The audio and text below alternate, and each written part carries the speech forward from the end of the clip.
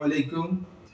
সর্দি, কাশি, জ্বর বর্তমানে এই সিজনাল পরিবর্তনে এইগুলার প্রাদুর্ভাব বেড়েছে। সর্দি, কাশি, জ্বর এটা কি আসলেই কোনো রোগ নাকি শরীরের কোনো প্রতিক্রিয়া? এটা সম্পর্কে আজকের আলোচনা। আমি ডাক্তার মোহাম্মদ শাহাদাত হোসেন, ডাক্তার শাহাদাত ওয়েলনেস কেয়ার থেকে। আমাদের যখন নাক দিয়ে পানি যায়, সর্দি হয়, তখন মূলত শরীরে কি ঘটে?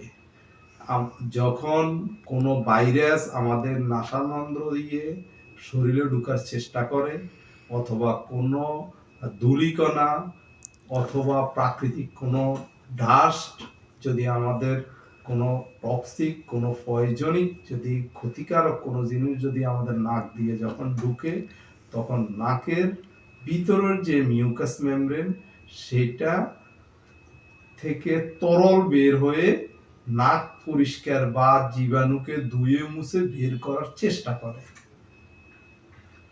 এটা আসলে শরীরের একটা নিয়মিত প্রতিক্রিয়া। এটা সুস্থ মানুষের এই প্রতিক্রিয়া হওয়াটাই স্বাভাবিক। আর কাশিটা যখন আমাদের মুখ দিয়ে অথবা নাসানন্দ্র দিয়ে আমাদের যখন কোনো জীবাণু অথবা ক্ষতিকারক কোনো পদার্থ যখন শরীরের মধ্যে ঢুকে, তখন আমাদের শ্বাসতন্ত্রের মধ্যে যে মিউকাস আছে, যে সিস্টেমটা আছে, সেই সিস্টেম কফের মাধ্যমে কফ বের করার মাধ্যমে কোনো ক্ষতিকারক বস্তু বা ভাইরাস ব্যাকটেরিয়াকে ভিতরে প্রবেশ করা থেকে প্রতিহত করে। এটাও শরীরের একটা নিয়মিত প্রসেস, এবং এটা একটা আমাদের ইমিউনিটি সিস্টেমের একটা কার্যকলাপ। আর জ্বর যখন শরীরের তাপমাত্রা বাড়ে তখন আমরা সেটাকে জ্বর বলি। আসলে শরীরের তাপমাত্রা কখন বাড়ে? যখন শরীরে কোনো ফরেন বডি, ভাইরাস বা ব্যাকটেরিয়া যখন শরীরে ঢুকে, তখন শরীর থেকে একটা প্রতিক্রিয়া সৃষ্টি হয়। এটা অটোমেটিক আমাদের সেল এবং কোষগুলো এই প্রতিক্রিয়া সৃষ্টি করে।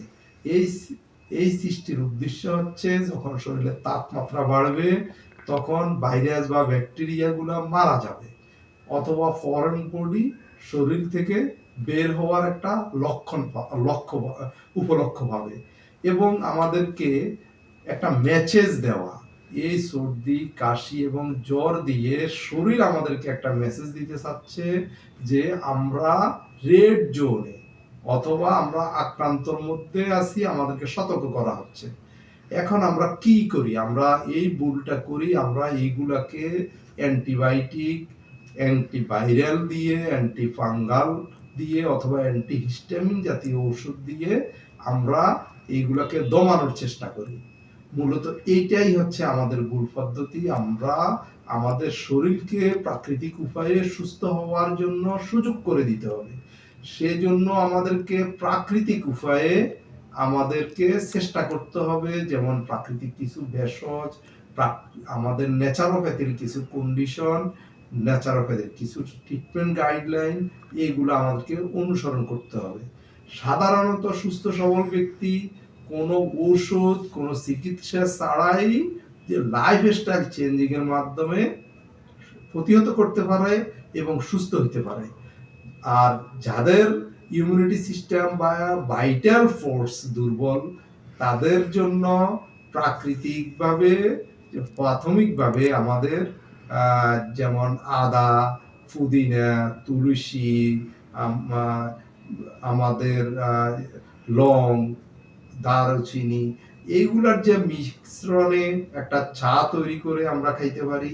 আমরা দুধের সাথে হলুদ মিক্স করে, গোল্ডেন মিল্ক করে আমরা খাইতে পারি।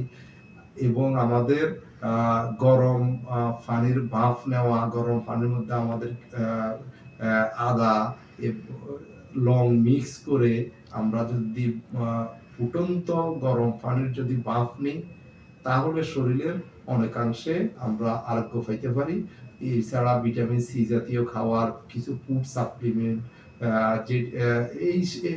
এবং সিজনাল ফ্রুটস আমরা গ্রহণ করতে পারি।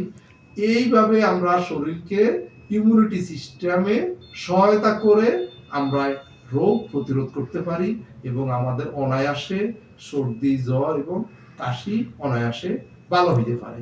এছাড়া হোমিওপ্যাথিতে কিছু ওষুধ আছে যেটা অভিজ্ঞ ফিজিশিয়ান সেটা সাজেস্ট করতে পারে। এছাড়া ন্যাচারোপ্যাথিতে আরো কিছু ট্রিটমেন্ট পলিসি, কিছু থেরাপি আছে যেটা অভিজ্ঞ চিকিৎসক সেটা দিয়ে থাকেন। সেটা এইসব চিকিৎসা পদ্ধতি কম খরচে এবং নিরাপদ স্বাস্থ্যের পুনরুদ্ধারের জন্য কাজ দিয়ে থাকে।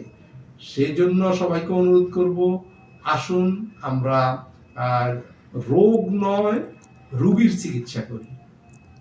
যদি আমরা রোগীর চিকিৎসা করতে পারি এবং রোগীকে যদি আমরা ভালো উপলক্ষ করি, ভালো ট্রিটমেন্টের আওতা এবং ন্যাচারোপ্যাথি এবং হোমিওপ্যাথির সমন্বিত যে হলিস্টিক ট্রিটমেন্ট এখন বিশ্বব্যাপী পরিচিত এবং জনপ্রিয় হচ্ছে, এই ট্রিটমেন্টের আওতা যদি আনতে পারি তাহলে আমরা সবাই সুস্থ থাকবো এবং ভালো থাকবো। সবাইকে ধন্যবাদ। আল্লাহ হাফেজ।